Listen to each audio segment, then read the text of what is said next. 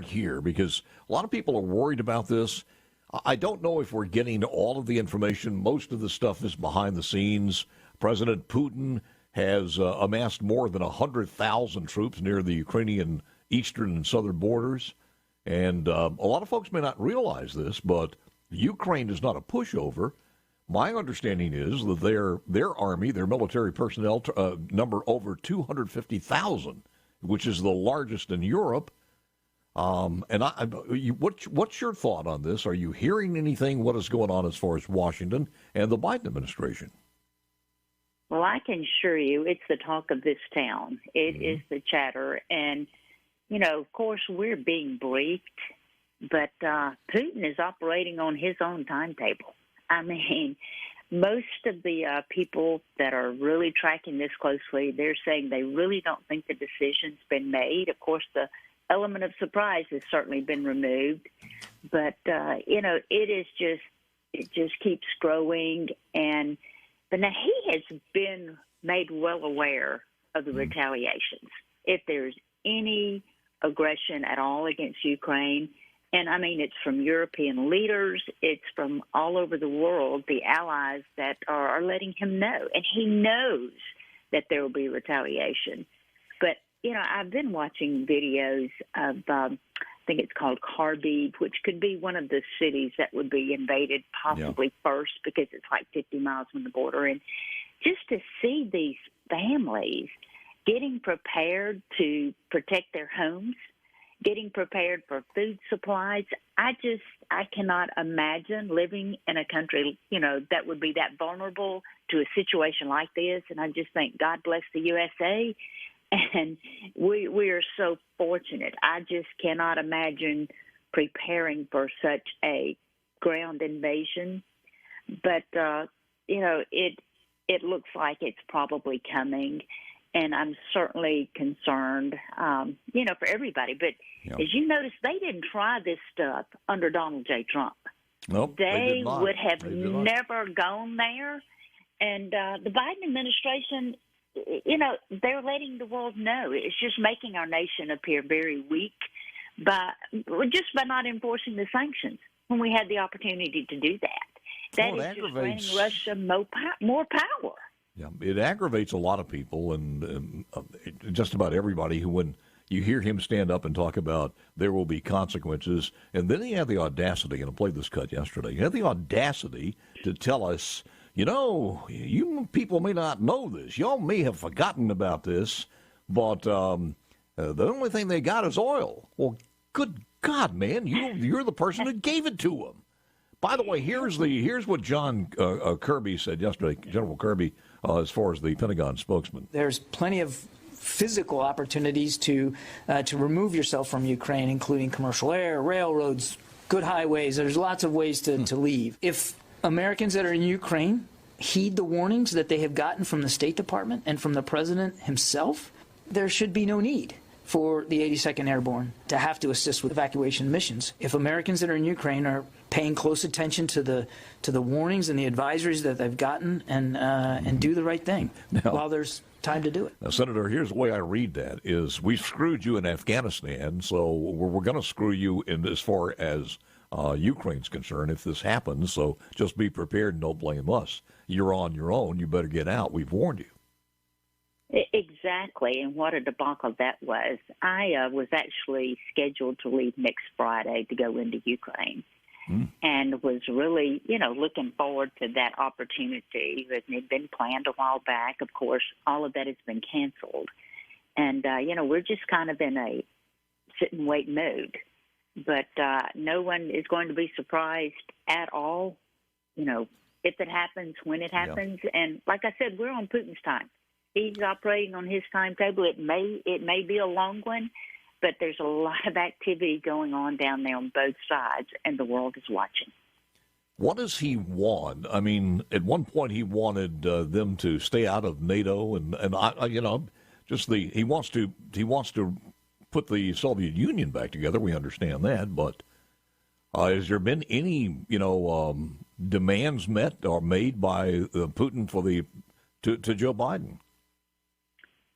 that, we've been briefed on some things, and some things that are secured briefings, but I cannot tell you exactly because I do not know the exact demands that he's put, that's been discussed. Yeah. But to think of how this administration handled Afghanistan and to think they're the same ones that are negotiating this, it's pretty scary all the way around. Well, the other element on this, too, and again, we're speaking with the U.S. Senator Cindy Hyde-Smith, the other element on here cannot be, you can't sweep this under the carpets. There are 14 Republicans over in the House, led by Ronnie Jackson, and they've signed a letter calling on Joe Biden to take a cognitive assessment test. Donald Trump did. He passed it flying colors, 100%. Is there any push in the Senate to join the folks in the House and say, look, right now, with everything going on, the least you could do is this? There really is not, to my knowledge, and we're a pretty close group over here on the Republican side. And I'm not a medical doctor, and I'm certainly not one to assess. But the people that know him much better than I do, they're just saying good days, bad days. And, of course, anybody close to Donald Trump is not going to be invited to the White House or, to be involved in, to be around him to even pick up on anything. Although I'm pretty X'd out of there. Kamala Harris did call me last week, and it was really strange. She, being very kind and cordial, she said, Cindy, I just want your input on the Supreme Court, what you're looking for in a Supreme Court justice. And I was so shocked. I mean, I was like, of course, I know Kamala, we served together, but for her to say, I'm calling you to get your input, it was just extremely shocking for me. And, I just said we want a true jurist that interprets the law as it is written and rules accordingly, that does not try to rule from the bench or, just somebody that's prudent, knowledgeable, and a stellar background. And I did go on to tell her, I assure you, we would never treat them the way you treated Justice Kavanaugh. So I'm just not close enough to them to determine that. But I'm much more concerned about his bad policy right now, and let someone else deal with the cognitive issues. Let's talk more about that when we come back. And I understand, and here's the other part of that, Senator, is if they did, and he did take it, and he failed it, and he decided not to get out, nobody wanted to kick him out, we have an even weaker commander-in-chief, which may not look good. Nancy Pelosi leaves us with these words. I would say to our athletes, you're there to compete. Do not risk incurring the anger of the Chinese government because they are ruthless. I know there is a temptation on the part of some to speak out while they are there. I respect that, but I also worry about what the Chinese government might do. More with the U.S. Senator coming up next.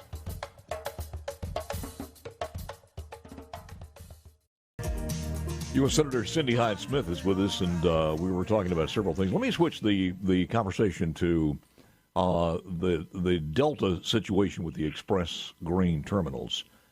I'm sure you're aware of that, and Ag Commissioner Andy Gibson had a revocation hearing that would cause them to lose their license. He had that last week. Is that an issue that is just to be handled by the state, or is there something that Roger and Cindy Hyde-Smith could do in Washington to make sure this doesn't happen again? Well, of course, we have heard from many people, with the friends and connections that I have in the ag world. I've been made well aware of it, and it is just a tough decision. I don't know a better way to put it, and my heart certainly goes out for those that are owed money for their crops. But with the bankruptcy being involved, we're just the bankruptcy proceedings are still very young, and there are federal farm bill programs to implement to protect the farmers when they do sustain significant losses.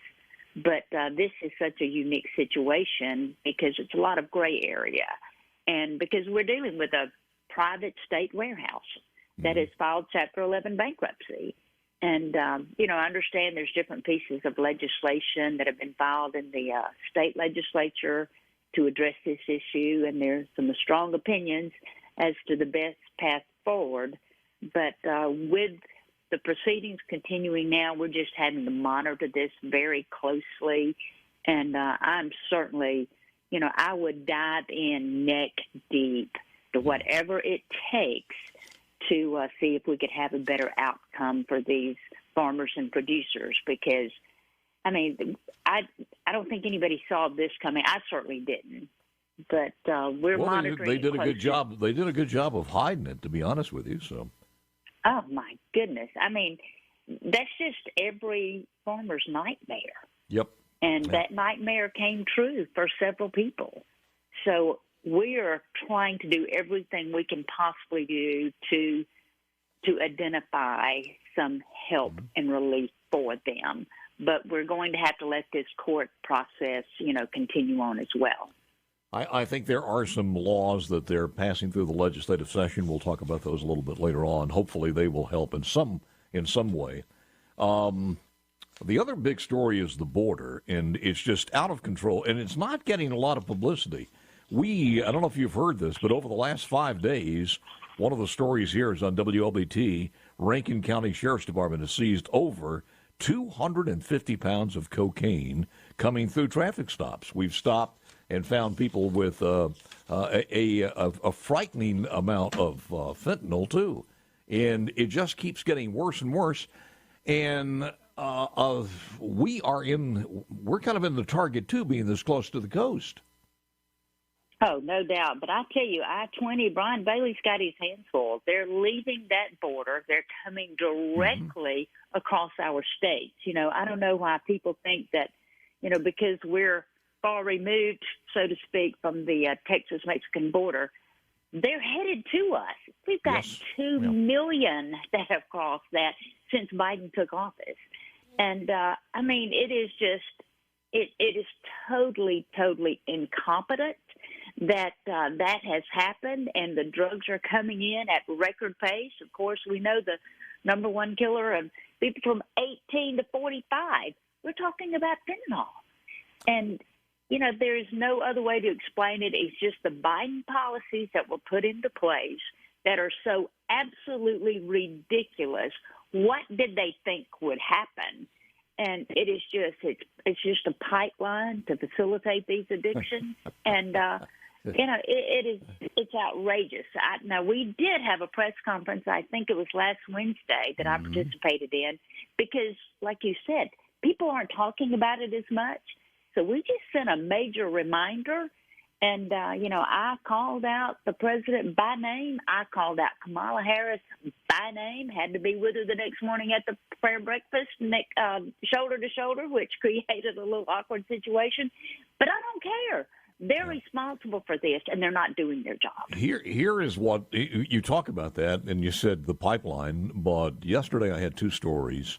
One was the crack pipes that he's purchasing, $30 million of taxpayers' money to get clean crack pipes out there. And you have to make this stuff up. And the other one was a story where he's issued some rulings as far as the BOP, the Bureau of Prisons, to have more transgender friendly places. They can get the appropriate underwear. They have to have surgery at the taxpayer's expense. And then when you start looking at exactly the border itself on that case, here's what Psaki said. Tomorrow's the one-year anniversary of the Family Reunification Task Force. As you know, Secretary Mayorkas has told NBC News that the White House is 100% supportive of permanent legal status for families separated at the border. Is that a true statement? We stand by Secretary Mayorkas. 100% citizenship for those who came across the border and were isolated for 1 minute or 1 day or whatever it happens to be. It's unbelievable. Oh, absolutely, because they want to turn them into voters. We don't have a lot of time left here, and I do want to ask you this. How is this time around as far as the Supreme Court and all of that theatrics that go with it? How's it going to be different for you? Well, just the nominees that last night we were on the floor voting on nominations, and to look at the most liberal, I mean, they're activists. Well, any of the nominations that is being brought forward by the White House, normally you would look for someone that's responsible, prudent, level-headed, good decision-making abilities. All of these nominees are activist liberals. I mean, it is just insane, the people that we're actually voting on, that you think, how in the world did someone that this outlandish get here? So, that when we go to the Supreme Court vacancy, I'm thinking, oh, my gosh, who is he putting forward now? And, I don't know who he's going to pick, but I just believe, based on what we have seen so far, that the court will be best served by someone who does not hold all of the attributes that we're seeing now. And it's scary to mention who you might be for, because that's who they're going to mark off the list. Now, there's one, Michelle Childs of South Carolina, that, I'm hearing good things, that that she's reasonable, and she, would be easy to deal with. So, we're just carefully not looking at every nominee that's being, the names are popped up now. But we're just going to go through the same process that I did with Justice Kavanaugh, Justice Coney Barrett, and it's going to take some time. So I think it's going to be a few weeks before we see a nominee. But it is unbelievable what he has brought forward right now. It is, and all of the appointments, because we talked about all of them, and some of them haven't made it through, and I don't think the Democrats put up a big fight because they were so ridiculous. I do want to ask you this, because the cherry blossoms will be out very soon, and the midterms will follow that. And as far as the 100% in gear campaigning, you feel pretty confident that the Republican Party, GOP, have their act together and are prepared for this, or taking it for granted? Well, that's a good thing to be aware of, and it's something I'm certainly conscious of. We assume that we're going to take back the House pretty easily, but that takes a lot of work. We are hoping we win Georgia. We're talking about a 52-48 state. It's doable. We can do it, but we can't trip over our own feet like we did the last time. And I just think as long as we get focused, that I